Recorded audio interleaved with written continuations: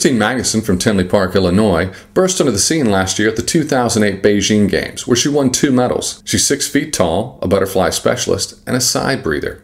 She also went to the University of Tennessee. There's lots of reasons to like her. Christine Magnuson, up next.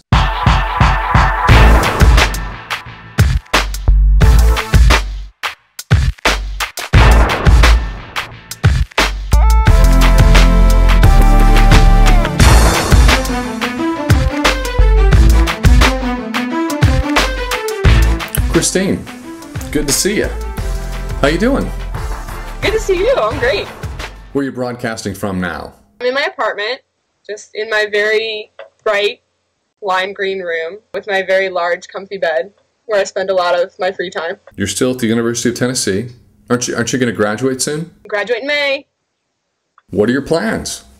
My major is exercise science, so I might go further in that, or maybe event management. Event management sounds pretty interesting.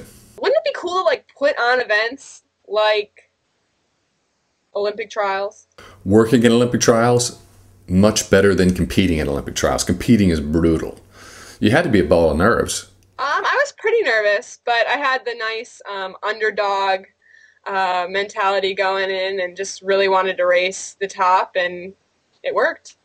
Think people were surprised by your performance? I think that people were definitely surprised at how I did. Your coach, Matt Kretich, University of Tennessee, the women's team, also a rising star. How much of your success do you attribute to him? I would say a majority of it. I mean, I definitely would not have gotten to that point without Matt. He has definitely changed the way I thought about swimming, the way I swim, the way I train in the past 4 years. And that's why I'm staying at the University of Tennessee to train for the next 4, because I want to train with him. I think that he's one of the best coaches in the country, if not the world. Talk to me about Beijing.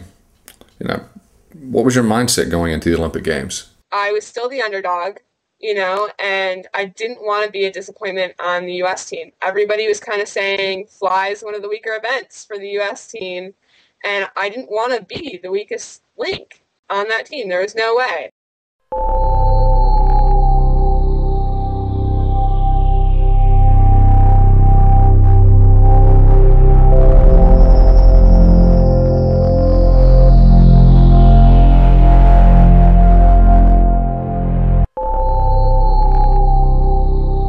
Christine Magnuson, give us a shout out to UT. Oh, hey Knoxville, how you doing? Give us some reactions. How you feeling after your race? I was really excited.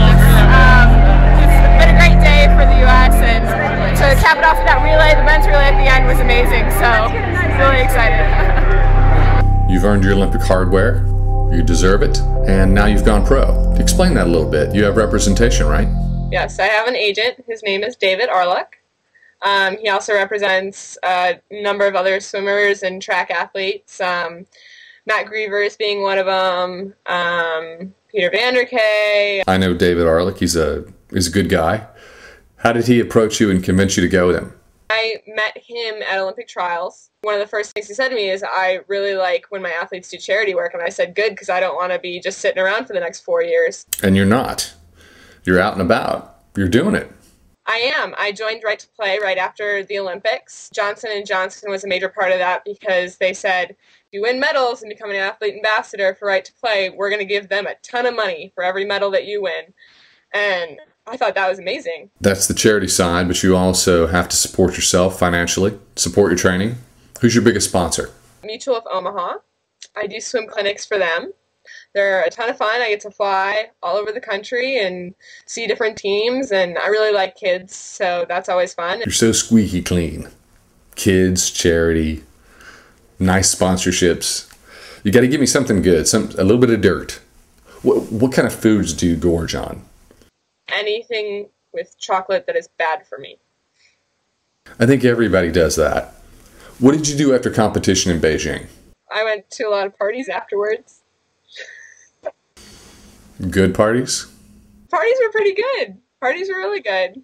Anything interesting happen? You could share it here. I met my boyfriend there. Bingo. That works. It's the most insane story. Give it up. You want it? Oh, okay. Well, I guess we've been dating for 5 months now, so I guess I'm allowed to give it up now. Right after the Olympics, I was like, I don't really know if I want to give this up because it just sounds too weird. But I met him through a mutual friend of ours, and he is a swimmer, but he is not on the U.S. team. I am not dating anyone on the U.S. team. What's his name? Joel. What does he swim? He swims freestyle. I know who it is. Well, you can know. I just don't know if I want America to know. Tell me about Tennessee.